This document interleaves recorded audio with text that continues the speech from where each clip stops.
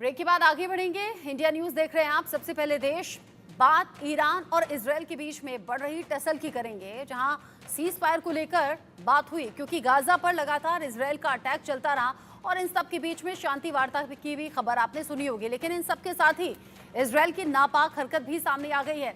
राहत काफिले पर हमला किया गया है। सीज फायर की आड़ में भी हमला किया गया इजरायल की तरफ से। अस्पताल के लिए फ्यूल लेकर जा रहा था ये काफिला, अचानक से इजरायल की तरफ से धावा बोल दिया गया।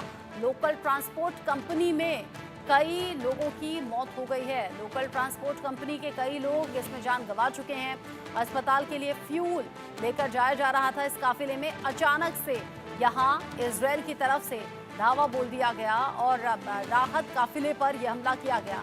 सीज फायर की आड़ में यह हमला किया गया है। इजरायल की नापाक हरकत यहाँ सामने आई है और जिस तरीके से यहाँ इजरायल एक के बाद एक हमले कर रहा है, उससे लग रहा है कि हालात अभी न तो सुधरने वाले हैं, ना ही शांत होने वाले हैं। साथ ही साथ ईरान और इजरायल के बीच में जो टसल है वो इन घटनाओं के बाद अब और ज़्यादा बढ़ेगी, ये तय समझिएगा।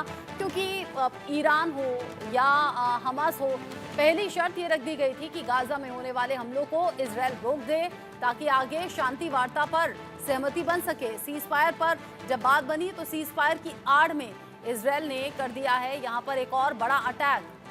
राहत काफिले पर यह हमला किया गया, जहां अस्पताल के लिए फ्यूल लेकर जाया जा रहा था। अंदाजा आप लगाइए, यहाँ पर कंपनी के कई लोगों की जान जाने की खबर मिल रही है। अस्पताल के लिए फ्यूल लेकर जा रहा था ये काफिला, उसी वक्त राहत सामग्री लेकर जा रहा था काफिला, फ्यूल भी उसमें था अस्पताल के लिए। उसी वक्त हमला बोल दिया गया। इजरायल की इस नापाक हरकत का जो रिएक्शन है वो इस तरीके से है कि दुनिया के कई देश अब निंदा कर रहे हैं इजरायल के इस हमले की। लोकल ट्रांसपोर्ट कंपनी के कई लोगों की मौत भी हो गई है इस हमले में। इजरायल की नापाक हरकत जो एक बार फिर से सामने आई और अब नतीजा ये है कि क्रिटिसाइज किया जा रहा है इजरायल को चारों तरफ से। राहत काफिले पर यह हमला हुआ, जिसकी वजह से सवाल और उठने लगे। सीज फायर की आड़ में यह हमला हुआ। जब सीज फायर की बात हुई तो उसकी आड़ में फिर से हमला आखिर क्यों कर दिया गया? इस काफिले पर इजरायल ने किया मिसाइल अटैक से हमला, जिसमें लोकल ट्रांसपोर्ट कंपनी के 4 लोगों की मौत की खबर मिल रही है। अस्पताल के लिए फ्यूल लेकर जा रहा था ये काफिला, जो कि जरूरी था इस वक्त अस्पताल के लिए। लोकल ट्रांसपोर्ट कंपनी के कई लोगों की जान जा चुकी है। इजरायल ने बिना सबूत के दावा किया है। बंदूकधारियों ने काफिले पर कब्जा किया। कब्जा किए जाने के बाद ये जवाबी कार्रवाई की गई है। यानी इजरायल यहाँ पर अपनी सफाई देता हुआ नजर आ रहा है और कह रहा है कि कब्जा किया गया वहां पर बंदूकधारियों के जरिए, और उसी के जवाब में काफिले पर जब कब्जा करने की बात आई तो उसके जवाब में ये जवाबी कार्रवाई की गई है। अब इस खबर के बीच में चर्चाएं अलग अलग तरीके से सामने आ रही हैं। इसको लेकर बात हम करेंगे। मेरे साथ में पीके सहगल सर जुड़ गए हैं डिफेंस एक्सपर्ट के तौर पर। साथ ही साथ मेरे साथ में कर्नल संजीत सिरोही भी जुड़े हुए हैं, विदेश मामलों के जानकार हैं। मेजर जनरल सहगल, पहला सवाल मैं आपसे कर रही हूँ। सीज फायर मतलब किसी भी तरीके से कोई युद्ध ना हो, लेकिन अगर सीज फायर की आड़ में यहाँ राहत सामग्री ले जा रहे काफिले को निशाना बनाया गया, तो कैसे देखें इस कदम को? देखो, पहली बात है, जब तक न हो कायम है किसी प्रकार का सीज फायर होने वाला, क्योंकि वो साफ तौर पे कह रहे हैं कि फिलाडेल्फिया कॉरिडोर है, उसके ऊपर वहां से अपने सैनिकों को नहीं हटाएंगे। उनके डिफेंस मिनिस्टर के साथ उनकी बड़ी जबरदस्त बहस हुई। उन्होंने साफ तौर पे कहा कि वहां से उन्होंने डिफेंस मिनिस्टर ने कहा है गैंट्स ने, अगर वहां से आप सैनिक नहीं हटाएंगे तो हमास किसी भी हालत में सीज फायर को एक्सेप्ट नहीं करेगा। और इजराइल जानता है, नेतन्याहू को साफ तौर पर पता है कि जिस दिन सीज फायर होगा उसी दिन उनकी कुर्सी जाएगी और उनके खिलाफ बड़े इल्जाम लगे हुए हैं, वो शायद जेल में जाएंगे। दूसरा, आप इजराइल को किसी प्रकार से ट्रस्ट नहीं कर सकते। कल आपको याद होगा कि एक यूएन का फूड कॉन्वॉय था, उसके ऊपर भी हमला किया गया, और आज जो है एक और राहत कॉन्वॉय जो है फ्यूल लेके जाता था हॉस्पिटल के लिए, उसके ऊपर भी अटैक किया गया। इजराइल की जितनी मर्जी कंडेमनेशन हो जाए, चाहे आसपास के देशों के माध्यम से, चाहे ग्लोबल साउथ के माध्यम से, चाहे यूएन सिक्योरिटी काउंसिल के माध्यम से, नेतन्याहू और इजराइल इसकी कोई परवाह नहीं करते। बड़े पैमाने पर गाजा के बाद में उन्होंने वेस्ट बैंक के ऊपर भी हमला करना शुरू कर दिया है, और उनकी कोशिश है कि वेस्ट बैंक पर भी कई शहरों पर हमला हो रहा है, वहां भी बड़े सेटलमेंट्स कर दिए जाए और परमानेंटली इसको कैप्चर कर लिया जाए। जबकि साफ तौर पे यूएन ने कहा था कि ये कब्जा जो है उनके इंटरनेशनल कोर्ट ऑफ जस्टिस ने कि ये कब्जा जो है नाजायज है। उन्होंने कहा कि 67 के बाद में जितनी भी टेरिटरीज उन्होंने कैप्चर की है वो सारी नाजायज है, उनसे इजराइल को खाली करना चाहिए। इसकी 3-4 मुख्य वजह है। पहला तो नेतन्याहू की अपनी सर्वाइवल, दूसरा बिना चेक्स एंड बैलेंसेस के अमेरिका का ब्लाइंड सपोर्ट, तीसरा जो हिजबुल्लाह की तरफ से हमला है वो लिमिटेड हमला है, बड़ा हमले अभी तक नहीं हुआ, और चौथा कि ईरान ने धमकियां तो दी है लेकिन अभी तक कोई बड़ी कार्रवाई नहीं की। बहुत लाजमी है कि इसराइल को बड़े पैमाने पर पनिश किया जाए। जब तक इसराइल को पनिश नहीं किया जाएगा वो एम्बोल्डन होता जा रहा है, उसका साहस और बढ़ता जा रहा है, क्योंकि उसको साफ तौर पर नजर आ रहा है कि ईरान जो है गरजता है, बरस नहीं रहा। और ईरान इसलिए नहीं बरस रहा कि वो न्यूक्लियर कैपेबिलिटी के नजदीक है, और अमेरिका का दावा है कि एक बार न्यूक्लियर टेस्ट कर लेगा उसके बाद अटैक करेगा। वो कब न्यूक्लियर टेस्ट करता है ये तो कोई नहीं जानता, कितना करीब है ये भी कोई नहीं जानता, क्योंकि अमेरिकन इंटेलिजेंस तो एवरी डे कह रही है कि अगले 48 से 72 घंटे ये रट उनकी तरफ से पिछले 10-15 दिन से लगी हुई है।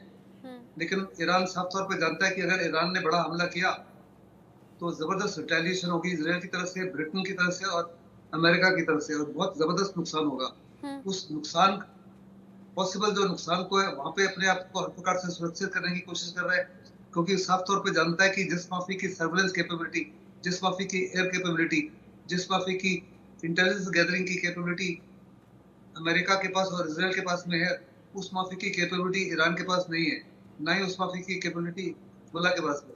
लेकिन उसके बावजूद अगर इन्होंने बड़ा कोई हमला नहीं किया हिजबुल्लाह की तरफ से भी, ईरान जो है हर दिन इसराइल हर दिन और एम्बोल्डन होता जा रहा है और इसी माफी की हवानियत दर्शाता जा रहा है। बहुत बड़े पैमाने पर दुनिया उसको कंडेम कर चुकी है। यहाँ तक कमला हैरिस ने भी साफ तौर पर कहा है कि अगर वो प्रेसिडेंट बन जाती हैं तो 2 स्टेट। लेकिन बड़ी बात यह कि लगातार क्रिटिसाइज किया जा रहा है, बावजूद उसके बेंजामिन नेतन्याहू पीछे हटने को तैयार नहीं, गाजा में चल रहे युद्ध रुक नहीं रहे हैं। कर्नल संजीव सुरोही, आपको क्या लग रहा है? ईरान कह रहा है, यानी कि गरज रहा है, बरस नहीं रहा। हालांकि ईरान के प्रॉक्सी देश रह रहकर इजराइल पर धावा बोल रहे हैं, जिसका अच्छा खासा असर भी दिख रहा है। हमले की कई तस्वीरें तबाही के तौर पर सामने आ रही हैं। बावजूद इसके इजराइल या बेंजामिन नेतन्याहू कदम पीछे क्यों नहीं खींचते? रचना जी, सबसे पहले तो मैं ये बताऊं आपको कि ये जो है बेंजामिन नेतन्याहू नहीं करेंगे, जैसे जनरल साहब ने कहा है, वो सीज फायर उनके हक में नहीं है, उनके हित में नहीं है, तो नहीं करना चाहते। नंबर दूसरा, जो अमेरिका का हमेशा से पॉलिसी डबल स्टैंडर्ड की रही है, वो कहता कुछ है करवाता कुछ है। अगर अमेरिका चाहे तो आज भी लड़ाई बंद करा सकता है, इतनी इजराइल के अंदर ताकत नहीं है कि वो अपने बलबूते पे जो है पूरी लड़ाई लड़ सके। अभी जो प्रॉब्लम ये हो रही है कि इजराइल के ऊपर इतना हमला जो शुरू में 7 अक्टूबर को हुआ था, उसके बाद फिर अब कोई हमला नहीं हुआ है, ना उनको इतना डिस्ट्रक्शन हुआ है जितना डिस्ट्रक्शन गाजा में हुआ है। उसकी वजह से, जैसे जनरल साहब भी बोल रहे हैं, उसका जो है अपना मनोबल इतना बढ़ता जा रहा है कि उसको अब कोई परवाह नहीं है कि यूएनओ में कोई भी पास कर लो, कोई बाकी देश जो उसको कंडेम कर लो, उसके ऊपर कोई असर नहीं हो रहा है। उसका सिर्फ बेंजामिन नेतन्याहू का सिर्फ एक ही मकसद है कि गाजा से हमास को खत्म करना और हॉस्टेजेस को वापस लाना। अब ये दोनों चीजें मुमकिन नहीं है जब तक ये गाजा पे हमला होता रहेगा। ह्यूमैनिटेरियन ग्राउंड्स पे सीज फायर किया, सीज फायर में जो ये कह के कि वहां पे बंदूकधारियों ने उसको कॉन्वॉय को रोक लिया, हमने मिसाइल अटैक किया। बंदूकधारियों को रोकने के लिए बंदूकधारी जाने चाहिए थे, ना कि मिसाइल अटैक होना चाहिए था। तो ये जो जितनी भी कोशिश सीज फायर की जा रही है, हमास की तरफ से की जा रही है, क्योंकि हमास का नुकसान बहुत ज्यादा हो रहा है और इजराइल का इतना नुकसान नहीं हो रहा है। तो जब तक इजराइल का भी उतना नुकसान नहीं होगा तब तक सीज फायर नहीं करेगा इजराइल। और इजराइल को अगर दबाव में डालना है तो ईरान को कोई ना कोई एक्शन, जो ये गरजते हैं बरसते वाला जो सीन 1 महीने से चल रहा है, आज 31 अगस्त हो गई और 31 जुलाई को ईरान को उसी की भाषा में सबक सिखाना जरूरी है। हालांकि उसकी झलक दिखने लगी है जब हिजबुल्लाह की तरफ से एक के बाद एक मिसाइल अटैक हुए हैं, ये उसकी झलक दिखने लगी है। लेकिन बावजूद उसके ईरान अभी इंतजार शायद सही वक्त का कर रहा है और इधर इजराइल कदम पीछे नहीं खींच रहा है। इन सभी के साथ 24 घंटे में गाजा में महाविनाश को लेकर भी अपडेट मिल रहा है। एक दिन में गाजा में 79 लोगों की मौत होने की खबर मिल रही है। खान यूनिस में 5 लोगों की मौत हो गई है। गाजा में अब तक 40,000 602 लोगों की जान जा चुकी है। यहाँ इजरायल अपनी जिद पर अड़ा हुआ, जो अपने बंधक हैं उनकी रिहाई के लिए ये संघर्ष कर रहा है, लेकिन साथ ही साथ इजरायल इस बात को नहीं समझ रहा कि उन बंधकों की रिहाई में उससे कहीं ज्यादा बड़ा नुकसान अभी तक इजरायल कर चुका है अपने सैनिकों को खोने के तौर पर, और जो रह रहकर इजरायल की सीमा के भीतर अब ये हमले हो रहे हैं प्रॉक्सी देशों के चलते, उससे भी बड़ी तबाही इजरायल में आएगी। पीके सहगल सर, क्या ये समझदारी हो सकती है? एक दिन में 79 लोगों की जान गई है, गाजा में 40,602 लोगों की मौत अब तक हो चुकी है। सीज फायर पर बात बनती हुई नजर नहीं आ रही है, या फिर ये कहिए इजरायल कहता कुछ है फिर करता कुछ और नजर आ रहा है। इजरायल समझेगा कैसे, गाजा में हालात सुधरेंगे कैसे, और अगर नहीं सुधरते हैं तो ये कितनी दूर तक पहुंचेगा? देखो, ये युद्ध कितनी दूर तक पहुंचता है ये तो केवल स्पेकुलेशन का ताल्लुक है।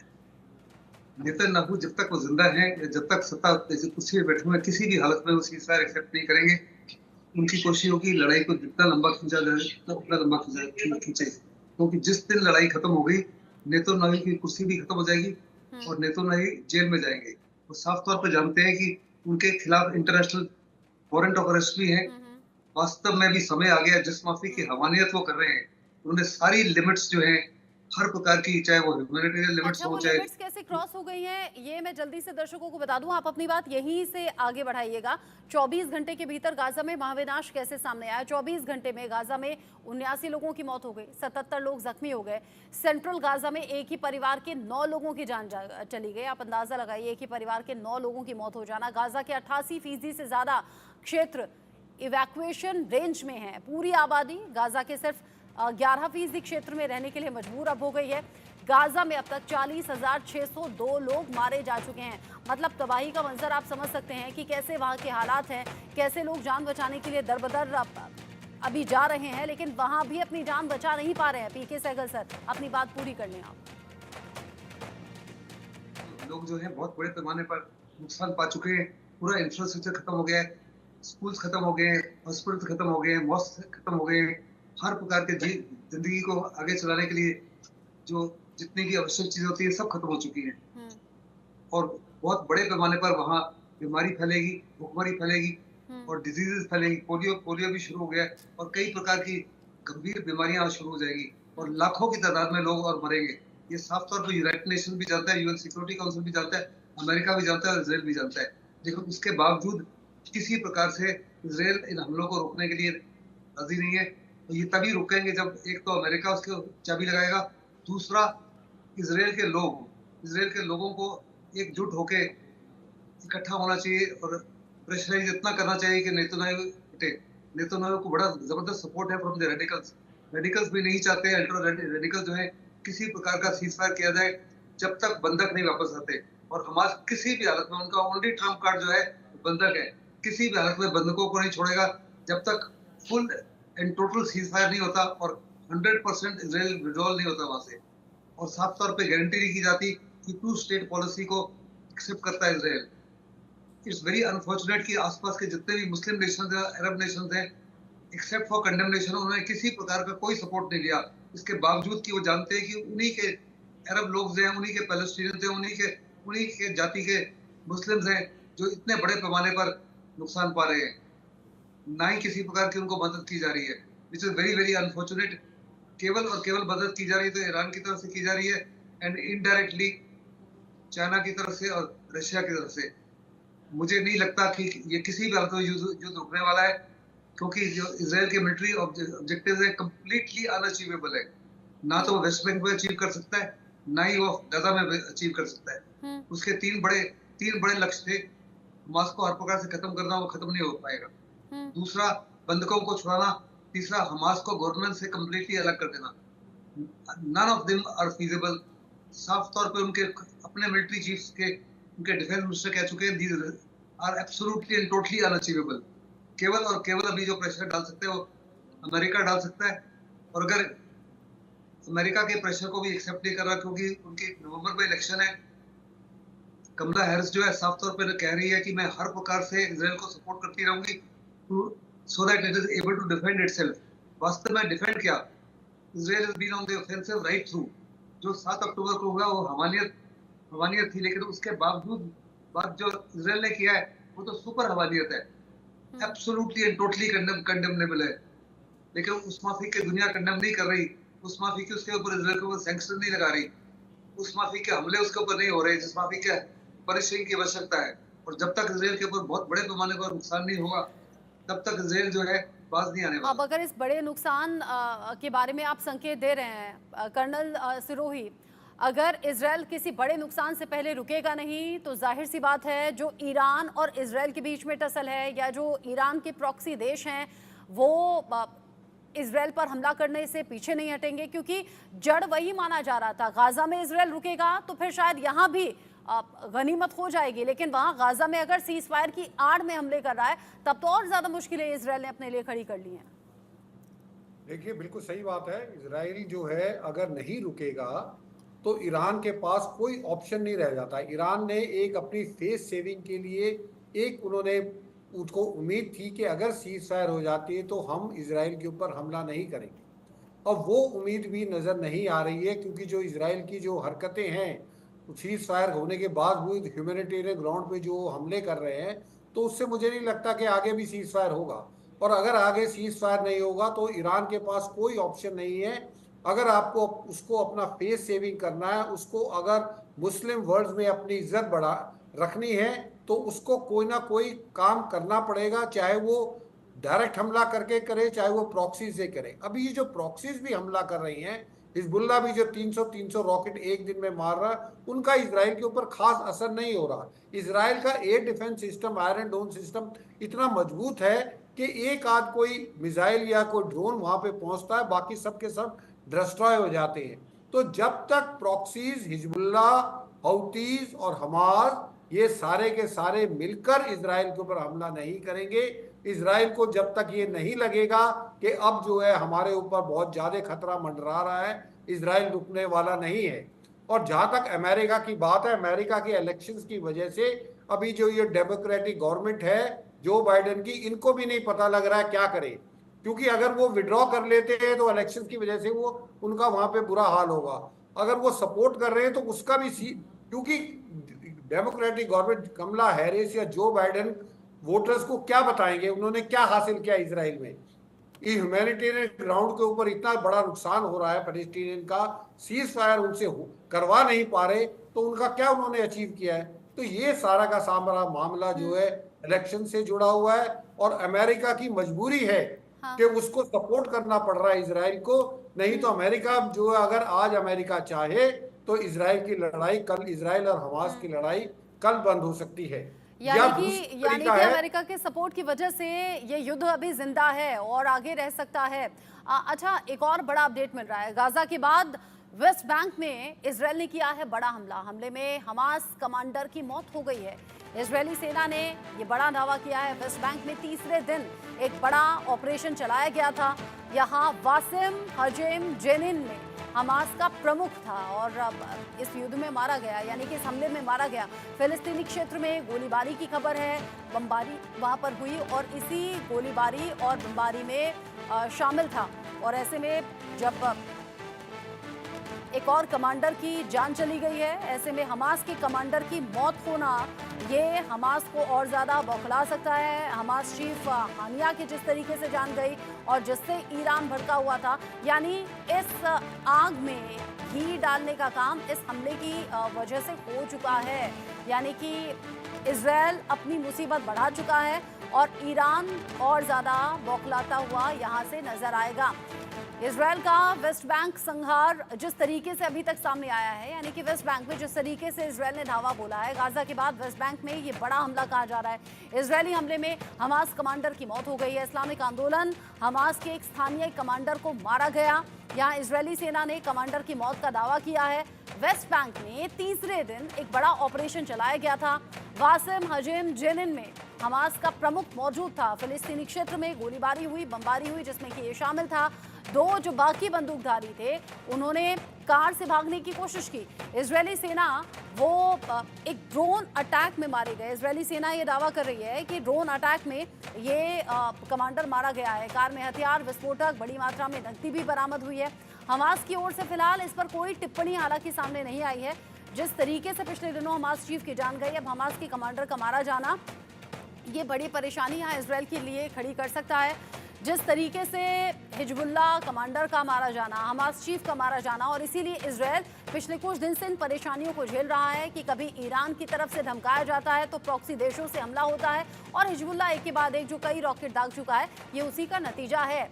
अब हिज्ब के क्रोध की आग कैसे भड़क जाएगी, और भड़क चुकी है, ये जानिए। इसराइल का वेस्ट बैंक संघार, जिससे जुड़ा अपडेट। इजरायली सेना और हमास आतंकवादियों के बीच में जारी जंग लगभग 11 महीने बाद भी जारी है।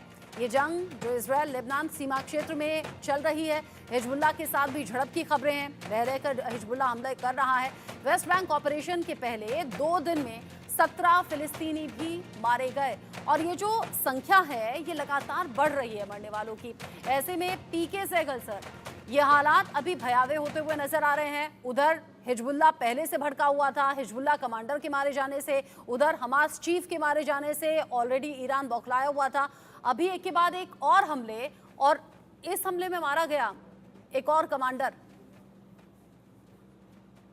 कमांडर का मारे जाने का फर्क है। कहा जाता है, कहावत है, king is dead long live the king.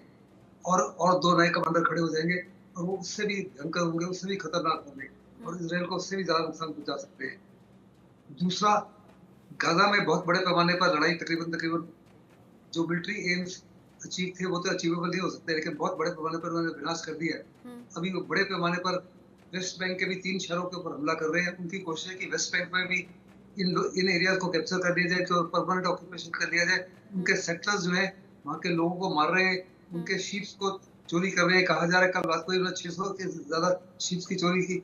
बड़े पैमाने पर वहाँ के बच्चों को मार रहे हैं, और 670 वेस्ट बैंक में पैलेस्टीनियंस को मार चुके हैं अभी तक। ऐसे में उसकी जबरदस्त कोशिश है कि वेस्ट बैंक में भी अपने फैलाव को और बढ़ाया जाए, और नेतन्याहू अपने देश को यही बताएगा, इसराइल को, देखो हमने हर प्रकार से गाजा में यकीन कर लिया कि गाजा के माध्यम से कल इसराइल की सिक्योरिटी को कोई थ्रेट नहीं होगा। हम उसी माफी कोशिश कर रहे हैं कि वेस्ट बैंक की तरफ से हमारे ऊपर कोई खतरा ना हो, लेकिन दोनों तरफ से खतरा इसराइल के ऊपर बहुत बढ़ जाएगा। जितने लोग मारे गए, जितने लोग इंजर्ड हैं, वो सारे के सारे नफरत कर रहे हैं इसराइल के साथ में, सारे के सारे और ऐसा नहीं है कि जो जिन्हें नुकसान है सिर्फ वहीं से ये नफरत मिल रही है। नफरत, या फिर ये कहिए जो क्रिटिसाइज किया जा रहा है, वो दुनिया के अलग अलग देशों की तरफ से किया जा रहा है। कर्नल सिरोही। बिल्कुल जी, ये जो जनरल साहब बोल रहे हैं बिल्कुल सही कह रहे हैं। ये हमास को ये जो बेंजामिन नेतन्याहू कह रहे हैं कि हम इसको खत्म कर दें, खत्म नहीं हो सकती। ये पहले भी खत्म नहीं हुए, ये अभी भी खत्म नहीं हुए, और इन जितने ये खत्म कर रहे हैं उससे ज्यादा वो बढ़ते जा रहे हैं। क्योंकि आप अंदाजा लगाओ, जैसे आपने खुद बताया 46,000 जहाँ पे लोग मारे गए हो, जिसमें ज्यादातर औरतें बच्चे हो, वहाँ के आदमी क्या आगे टेररिस्ट नहीं बनेंगे? क्या वो इन मरे हुए लोगों का बदला नहीं लेंगे? यही नहीं, जो आसपास के टेररिस्ट ग्रुप हैं, चाहे वो हिजबुल्लाह हो, चाहे वो हौतीज हो, या इराक में जो है अल बदर है, या और जो जितने भी टेररिस्ट ऑर्गेनाइजेशन हैं, वो उनके बहुत ज्यादा उसमें हैं, खुंदक में हैं, गुस्से में हैं कि कैसे पिछले 11 महीने से, कैसे 7 अक्टूबर को जो हुआ उसकी तो निंदा पूरी दुनिया ने की है, लेकिन जो पिछले 11 महीने में जो दहशतगर्दी इजराइल ने मचा रखी है उसकी निंदा कोई नहीं कर रहा, और निंदा भी कर रहा है तो सिर्फ लिप सर्विस कर रहा है, अदरवाइज कोई कुछ नहीं कर रहा। और इसमें मैं इजराइल से ज्यादा इसमें अमेरिका को जिम्मेदार ठहराता हूं, क्योंकि हर जगह अगर कहीं पे भी लड़ाई हो रही है उसके जिम्मेदार अमेरिका है, चाहे वो यूक्रेन वॉर हो, यानी आप ये कह रहे हैं कि अगर अमेरिका चाहे इंटरफेयर करे और इस युद्ध को रोक सकता है, लेकिन अमेरिका जानबूझकर ऐसा कर नहीं रहा, जिसका नतीजा ये है कि इजरायल अड़ा भी हुआ है और सीज फायर की आड़ में हमले कर भी रहा है। बहुत शुक्रिया मेरे साथ में जुड़ने के लिए, मेजर जनरल पीके सहगल आपका भी, और कर्नल संजीव सिरोही आपका भी। इसी के साथ चूंकि बड़ी खबर है और बड़ी खबर से जुड़ा आगे जो भी अपडेट होगा इंडिया न्यूज़ आप तक वक्त तक पहुंचाता रहेगा। एक छोटा सा ब्रेक यहाँ पर ले रहे हैं, ब्रेक के उस पार भी खबरें जारी हैं, कहीं मत जाइएगा।